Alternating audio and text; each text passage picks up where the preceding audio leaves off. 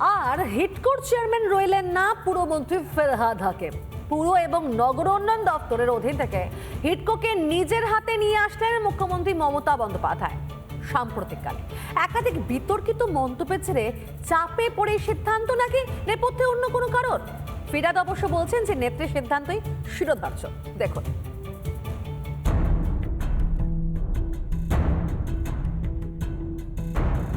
নিছক কাকতালীয় সিদ্ধান্ত নাকি নেপথ্যে অন্য কোনো অঙ্ক?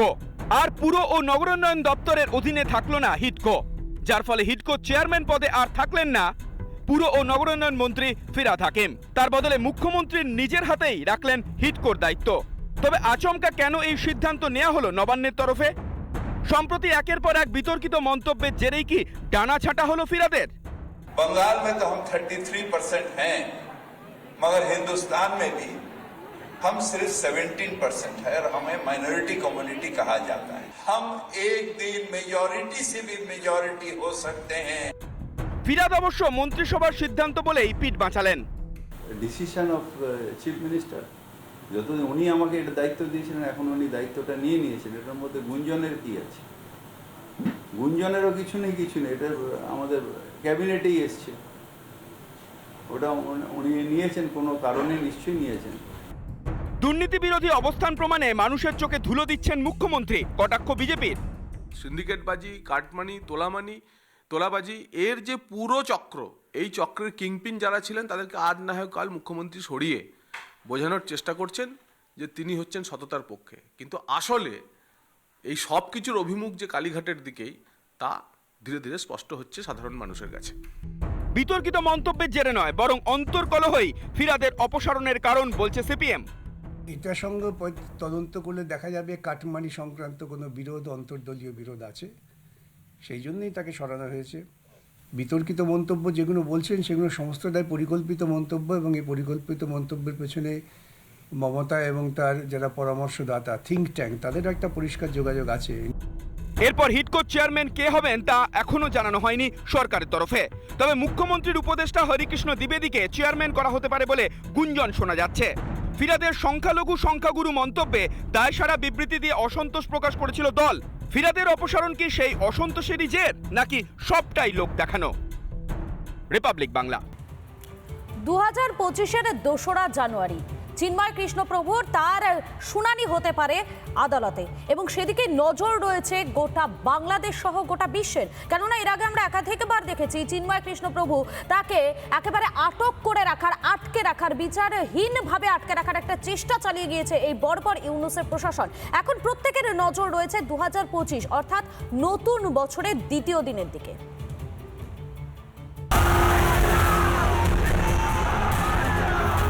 পেরিয়ে গেছে 1 মাস।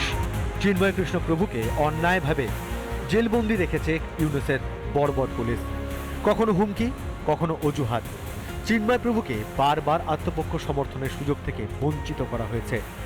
জেলের মধ্যেই এক হিন্দু সন্ন্যাসীর মানবাধিকার লঙ্ঘনের দুঃসাহস দেখিয়েছে ইউনূস প্রশাসন।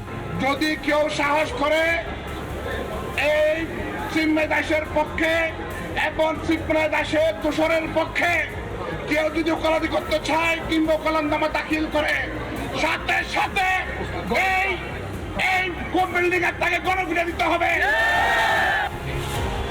সহ্যের সব সীমা ছাড়িয়েছে ইউনূসপন্থীরা। কট্টরপন্থীদের গাজোয়ারি আর সহ্য করতে রাজি নয় বাংলাদেশের হিন্দুরা।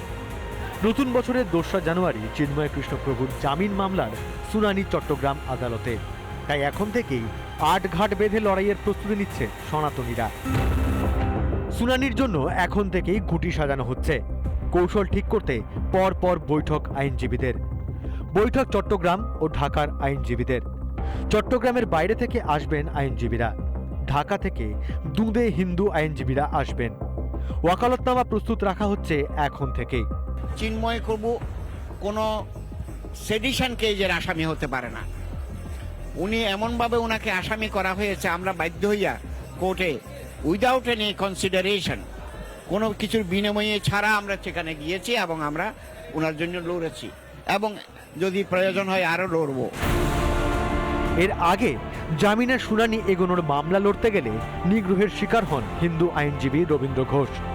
চট্টগ্রাম আদালতে যখন চিন্ময় কৃষ্ণ প্রভুকে প্রথম আদালতে তোলা হয় তখনও হিংসা ছড়িয়েছিল জামাতি মৌলবাদীরা। এবার চিন্ময় প্রভুকে মুক্ত করতে দৃঢ় প্রতিজ্ঞ সনাতনীরা। ইউনূস কোন নোংরা খেলা খেলতে চাইলে তাকে কড়া জবাব দিতে প্রস্তুত পদ্মাপাড়ের সনাতনীরাও। রিপাবলিক বাংলা। মুর্শিদাবাদের হরিহরপাড়া থেকে ধৃত জঙ্গিদের জেরায় উঠে এসেছে চাঞ্চল্যকর তথ্য। মহিলাদের স্লিপার সেল তৈরি করার একটা ছক কষেছিল এই ধৃত জঙ্গিরা। তাদের থেকে উদ্ধার হওয়া যে মোবাইল, সেই মোবাইলে মিলেছে একাধিক তরুণীর নাম্বার, মিলেছে হোয়াটসঅ্যাপ চ্যাটও।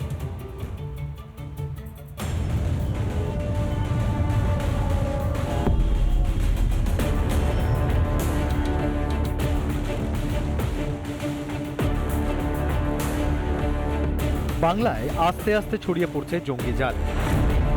আনাচে কানাচে জঙ্গিদের আনাগোনা আরো ভয় বাড়াচ্ছে বাংলার মানুষের। চলছে নাশকতার একাধিক পরিকল্পনা।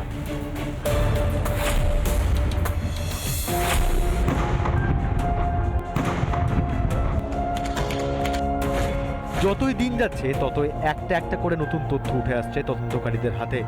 ঠিক এরকমই আরো এক নতুন তথ্য উঠে এলো গোয়েন্দাদের হাতে। হার হিম করা তথ্য হলো এটাই যে শুধু পরিযায়ী শ্রমিকরা নন, এবার জঙ্গিরা টার্গেট করেছিল মহিলাদেরকেও। মহিলাদের আনসারুল্লাহ বাংলা টিমের সদস্য পদ গ্রহণ করানোর পরিকল্পনা করেছিল তারা।